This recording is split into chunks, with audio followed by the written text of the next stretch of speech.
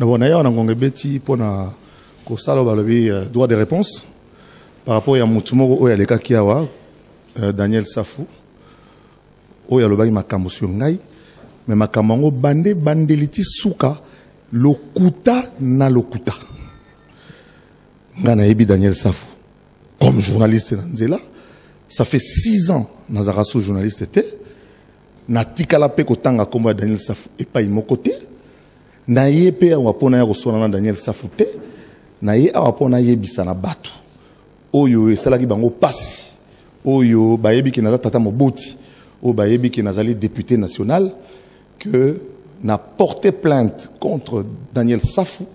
pour diffamation, dénonciation calomnieuse,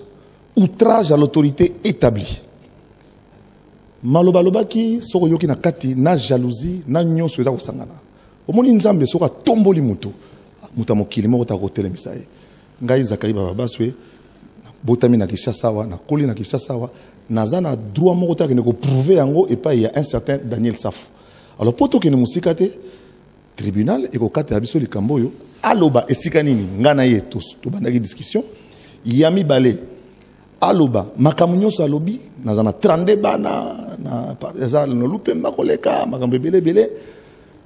tribunal yo kata biso likambo wana pe na kokende na likambo yango tina suka Daniel Safou aza récidiviste pour la deuxième fois aza ko s'attaquer gratuitement et sans motif na député national oyaza élu makambo etali élection soki ba voter nga soki ba voter nga ité Daniel Safou ko gagner nini ya sala ndé fort ba voter total soki ça facile donc lo na ko loba ka kezaka ke batu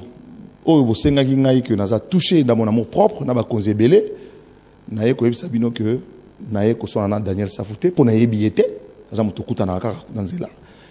et que tribunal ndé